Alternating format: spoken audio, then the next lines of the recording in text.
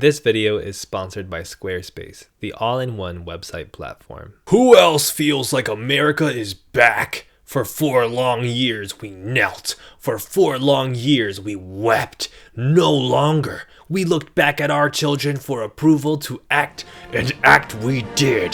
This is America! Conservatism and the white right wing are aggressively claiming victory over the country that they have won back. We'll talk about that today, but first, I want to talk about Benson Boone. Do you know who Benson Boone is? He is just some pop artist from Utah, from a Mormon background, although he seems to have shed that affiliation for a more generic Christian one at this point. He has this unavoidable, I'm gonna say annoying, I don't want to insult your tastes if you like this song, but I'm going to say it's an annoying hit song called Beautiful Things. I don't know if anybody's noticing, but these screams that he's doing are bellowing out lyrics that are a hop and a skip away from Christian contemporary music. He thanks God every day for the girl he sent my way and begs God not to take these beautiful things that I've got. Guys, this is a Christian song. This is a Christian song that has infiltrated secular popular music,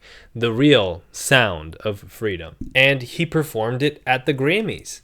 And it was a viral moment? Question mark? A night that also featured performances by lesbian activist superstar Chappell Roan, as well as Herbie Hancock and Janelle Monáe in tribute to Quincy Jones, at one point paused so we could watch a broccoli-haired Utahn have his suit ripped off him by 2 blonde women to reveal a skin-tight jumpsuit, after which he did a backflip onto the stage and sang a song about his renewed faith in Jesus Christ. Folks, I promise you, we are talking about America. I want to talk first, though, about this idea of ambiguity, because that's what Benson Boone represents to me. He's a dog whistle. To most people, he looks like a pretty natural, if unremarkable, pop phenomenon. It's a white boy that did American Idol, posted TikToks and got big, and now he has a team that writes him songs to belts between backflips. There are subtleties, though, to his public image that speak to the political moment. I'm dead ass. And in fact, to a particular type of politicized audience that uses him to throw shade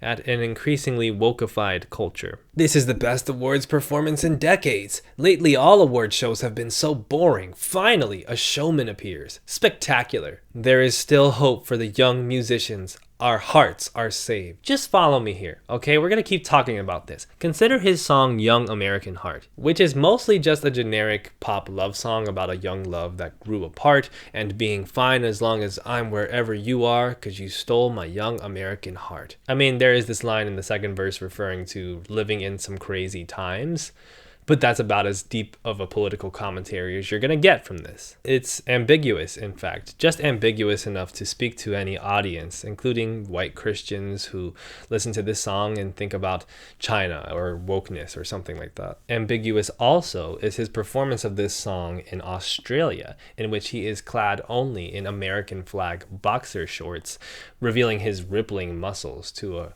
screaming crowd. What does it mean? Well, it means he's hot, right? And he's singing a song that's kind of about America, so it works. Meanwhile, what do the comments think? Aside from being goo goo gaga about his chest, there are small comments about how his skin is so pretty he doesn't have any tattoos, or that his shorts pants are very patriotic, or constant comparisons to Freddie Mercury, which is something that also exists on the comment section of his Grammys performance. The new 21st century Freddie Mercury. Freddie Mercury all the way. He is so talented and handsome. I love this kid. Is it me, or does he remind you of a young Freddie Mercury? All these accounts are like definitely bots. They're just first name, last name, series of numbers. There's no other content you can find on any of these channels, so good job on his team for these. There's also this comment by someone saying, you don't see young artists entertaining like that ever. Rare talent, bit of Freddie Mercury to him. Now, I think it's interesting that someone like Freddie Mercury is being invoked to describe Boone, where Freddie Mercury was a gay man of Indian Parsi descent, and Benson Boone is, judging from his music, a Christian straight white boy. One feature that they both share, though, is apoliticism. This is Benson Boone's defining political statement of this age. Go out and vote. But, to each their own, smiley face. In lowercase letters, of course.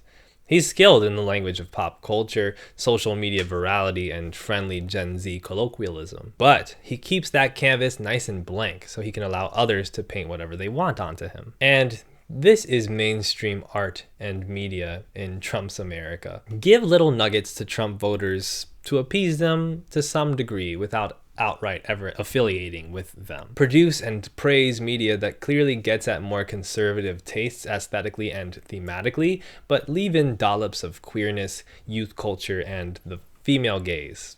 Whatever that means now. I see Sabrina Carpenter's image in some ways making that bargain, though she's far more willing to distance herself from Trump voters. That said, she very clearly studies Dolly Parton, idolizes Taylor Swift, and is learning how to massage both conservative white audiences and diverse liberal audiences the way that those two have for years. Meanwhile, Spotify can't wait to tell me about the popularity of Tate McRae's, Alex Warren's, and Tommy Richmond's.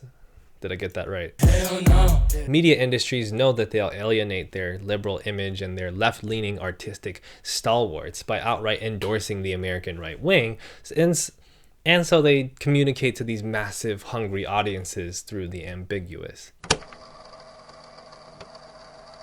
I tend to like talking about music a lot because I used to be a music journalist, and I have a current music blog that I'm doing through Squarespace that's just for my own private purposes. Right now, I'm writing about this new album, Showbiz by Mike, which I can't stop listening to. Squarespace is the all-in-one website platform designed to help you stand out and succeed online. Whether that just be a passion project or that you're trying to get your business out there or keep your clips on as a writer, Squarespace gives you everything that you need to claim a domain, showcase offerings with a professional-looking website, grow your brand, and get paid. I found Squarespace pretty easy to use. I like the design tools that it had available, quite intuitive, and I'm also pretty interested in the way that you can facilitate payments now through Squarespace with Klarna and other options, just in case one day I make that website public and sell a couple things on there. Maybe you're a videographer and you can feature video content on your website. Maybe you're somebody who wants to facilitate donations for a fundraising effort. You can use Squarespace for all of these things. So if you're interested in starting a website for any reason, go to squarespace.com/ELLIOTSANG, that's my name, to get 10% off of your first purchase of a domain or website. You can also check out the link in the description for more information. Thanks to Squarespace for sponsoring this video. Let's get back to it. So it's not just the music industry where I'm noticing this ambiguity. You can see it everywhere. You can see it in the film industry with the more recent Oscars. I know that you probably forgot about the Grammys already because they were so long ago. The Oscars, more recent. So maybe you remember Kieran Culkin won Best Supporting Actor and gave a speech. In that speech, he thanks his wife for giving him babies, then publicly pressures his wife to give him more babies. I guess I owe you a third kid. And I turned to her and I said, really, I want 4. I will give you 4 when you win an Oscar. And let's get cracking on those kids. What do you say? Now, the right wing seemed to love this, saying that the message is obviously pro-natalist, a refreshing change from actresses thanking abortion for their successes. When has that ever happened? Never. But also the liberals want you to know that that's not how you politicize a man who has been to a pride parade and an anti-Trump rally. I love political discourse in 2025. It's just so energizing. I realized after making this video that I had forgotten to talk about Captain America Brave New World, which definitely is somewhere in here in terms of the discourse, in terms of this ambiguity, at least by the sheer fact of its inability to make a statement at all, and its continuous subjection to revisions and its induction of the Israeli character Sabra, which was obviously, upon its announcement, greeted with a lot of controversy. Really, though, this movie is forgettable. It doesn't even know how to properly play on ambiguity and some type of America back message. It just doesn't know what it wants to be at all, which I'm sure is the position of a lot of things in the industry right now. And then there's Anora, a film that has welcomed fascinating discourse since its breakout success last summer. The most awarded effort from critically acclaimed and overtly apolitical director Sean Baker not only is surely thought-provoking and captivating, but its themes in front of and behind the scenes very much welcome ambiguity in the sense of welcoming audiences from from across the political aisle. Honora is a film about a young sex worker who, upon being solicited by a young fail son of a wealthy Russian oligarch, marries him and fully embraces a nouveau riche lifestyle before it comes crashing down. I promise you, we are talking about America. Rain Fisher Kwan, who's a really cool writer, wrote on the film as a subversion of hetero-optimism, a story that shows you just how ugly it gets when you pursue the American dream as a woman of the underclass, and just how much your life in that pursuit must center on male attraction. By the end of the film, Annie has been spared no punishment for her naive investment in the great American fairy tale. The American dream tells poor people and immigrants that everyone in the United States has the opportunity to attain for themselves a better life through hard work and sacrifice. Heterosexual patriarchy tells women that the best and only way for them to secure their safety and prosperity is through attachment to men via the nuclear family. At the same time that Fisher Kwan reads all this stuff in the film, she also has to confront the ambiguity of the film, which has been lavished with awards and praise, including Best Picture at the Oscars, as a type of progressive take on sex work and gender, but also as a type of old school, apolitical American rom-com that is full of laughs and tears, and a vehicle to build a young white actress, once again by making her bear it all as a sex worker. Seriously, more women actresses have been awarded Best Actress for playing a sex worker than have been black and won Best Actress. That's wild. I'm arriving at a question that has haunted feminist discourse for decades, says Fisher Kwan. Where is the line between representing gendered suffering and reproducing it? Is the sadism involved in chronicling a woman's endless abjection the price we pay for realism? Now, Marla Cruz, sex work activist, recently wrote a far more critical article digging into the sexual politics of the film and its portrayal of sex workers. Honora shows us the immiseration of a sex worker, but it shirks any responsibility to help the audience understand it. It conceives of our exploitation and abuse as the most relevant factors in understanding who we are as human beings. Look at how broken sex workers are by capitalism, the film says, as if society did not already treat us as broken, exploited objects. In Honora, the sex worker is exactly who society thinks she is. Art by white people that reinforces how society already thinks of people. The potentially regressive politics of Honora don't stop or end at what it shows you on screen, though. You gotta think about what happens behind the scenes. In this case, a whistleblower came out recently and talked about how bad the labor practices of the film were. I'm not going to read the whole thing to you, but just some standout parts. It was a SAG and DGA signatory, that's Screen Actors Guild and Directors Guild, to protect his cast and himself, but tried to avoid being an IATSE shoot. IATSE is for the people behind the scenes in entertainment, so the crew, etc. Surreptitiously hid things from the largest film union, then fought them tooth and nail when it was discovered, in order to avoid offering his crew those same protections and paying them wages commensurate with the budget level in one of the world's most expensive cities. The most egregious part of that is that it means the crew not only doesn't get health insurance coverage from working on the movie, but is actually at serious risk of losing their health insurance for the year by working on the movie, because you have to bank a certain number of hours on union shoots each year to maintain it. Essentially, screwing over the union workers behind the scenes. So the film workers eventually told the union about this, and they flipped the movie. They got it to be a union effort, but Sean Baker was apparently very mad about this development. Anyway, that's an allegation, but there's some stuff that these folks are actually talking quite publicly about, and when I say these folks, I mean Sean Baker and Mikey Madison, particularly about the fact that there was no intimacy coordinators used in the film. Did you have an intimacy coordinator? That's the big thing now these days, right? Yeah, well, we decided that it would be best just to keep it small with us, and then Sean Baker, the director, and Sammy Kwan, his producing partner, and his wife. Intimacy coordinators are standard practice more and more in the industry because they help for people to be properly trained and attended to during the filming of very vulnerable sex acts on screen. That's not just for the actors who have to perform them, or for the directors and the crew that has to shoot them, but for all of the people that are present, because you don't know, for instance, if you're filming something that is a violation of sexual consent, how it might cause people some serious distress to film. There was recently a conversation about Buffy the Vampire Slayer and an actor who was pushed to perform an SA scene with the titular character, and how that really messed him up. So regressive in terms of the politics of producing the film, as well as potentially regressive in terms of the politics in the film. But however you interpret it, either as a profound look into the struggle of sex workers or as a regressive capitalization on their suffering with little interest in changing it, you must ask yourself, why are the Oscars awarding a film that has all this baggage with it in terms of how it was produced? And why is it continuing to valorize actresses only when they perform the role of sex workers on screen, as if they must demean themselves and sexualize themselves in order to get that acclaim and respect? And why is it that Sean Baker, in a film that he is decidedly trying to be apolitical about and saying he must reach across the aisle with it, why is he the one getting awarded? Marla Cruz put it interestingly in a recent tweet.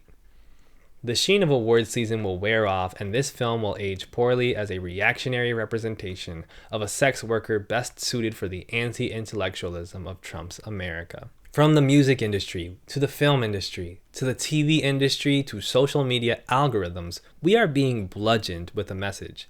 The old values are still good. We just need to package them a little bit more safely, ambiguously for diverse audiences, to offer them crumbs of representation and interesting artistic choices. And then you can get the radical thought, all the actually thinking, critically thinking about films and art, placated. Make it harder to access. Make it more out of the mainstream eye. This is how art and media industries are reacting to the reactionary. Let's slowly get less and less woke and just see when people start noticing. Now, remember that Hollywood and all these industries were built for consensus, for the ideal of an American monoculture. We're all in this together, across the aisle. We come together when we watch Jaws or whatever the big film is on screen, and that's America. But this industry, especially in terms of ticket sales in the cinema and overall revenues, is struggling in current times because the divisions, this is at least a big part of it, are no longer simply able to be negotiated. The divisions between people now politically are basically irreconcilable, and that's especially when the empire itself is disinterested in playing old games. So guys, let's talk about Trump. Let's just talk about Trump a little bit. So recently, Donald Trump gave his first address to Congress of this presidency and continued in it his rampage against wokeness, a term so loaded it would be denied service at any functioning establishment. Unfortunately, the US is not a functioning establishment. In the speech, he declared, "Our country will be woke no longer." And our country will be woke no longer. Hell yeah, man. This came off the heels, of course, of he and Vice President J.D. Vance's joint bullying session of Ukrainian President Volodymyr Zelensky, the latest development in the Trump administration basically begging Europe to pull towards Chinese trade. The aesthetic is always one of declaring the renewed power of the US. Trump swears up and down that Putin's not going to violate his ceasefire because I'm here. Those other guys, those other presidents, they weren't really as American and as tough as I am, but I'm bringing tough Americanness back, and trust me, Putin knows. He knows. Meanwhile, entire election outlooks are shifting in Canada because after Trump's tariffs and his antagonistic pro-America rhetoric, there's a building strong liberal contingency that is like, go Canada, actually. Bro saved Justin Trudeau's political career single-handedly. And then there was this declaration recently of English as the official language of the US, which a lot of people will respond to like, wasn't it already? No, it wasn't. We had highly spoken languages, but no official language. And what does that mean? It's hard to say. It's an interpretation of law thing. But one thing that it could impact, for instance, is the ability for people to receive public services in this country in different languages. This is something that was unprecedented and strictly oppositional to the beliefs of the founding fathers, for whatever that's worth. But it's been announced by the White House with the phrase, "America is so back." Literally, this is the White House Twitter account. America is so back. Let's be honest, though. The US is losing its hegemonic power over the rest of the world. This move with Ukraine is doing so because it is reneging on a deal that the United States had made with NATO of pumping as much money as possible into this Ukraine war. And now he's essentially ceding it. How is that supposed to make European countries feel after they partially derailed their own economies in an already difficult situation for this war? That being said, of course, there's China and the New World Economic Bloc and BRICS that is challenging US economic diplomacy and hegemony. So these guys are going to use words and images and ideas, aesthetic and rhetorical strategy employed to pull wool over your eyes, to tell you to stop thinking about how politics actually work or have worked in this country, and just trust the vibes of a return to glory. Now, I have a lot of thoughts about the real nature of American diplomacy and this genius diplomatic strategy that we've employed across the world to be an imperialist power without directly going to war a lot of the time. I have a lot of thoughts on that, okay? I have a lot of thoughts about America as a nation, and some of that you'll have to see in my next video, which is about Japan. You'll see. But I'm fascinated because it feels like there is a two-pronged assault on wokeness going on now from both the media industries and the Trump administration, communicating a message that America is back. American values are still the hegemony. They're still the thing you should just assume.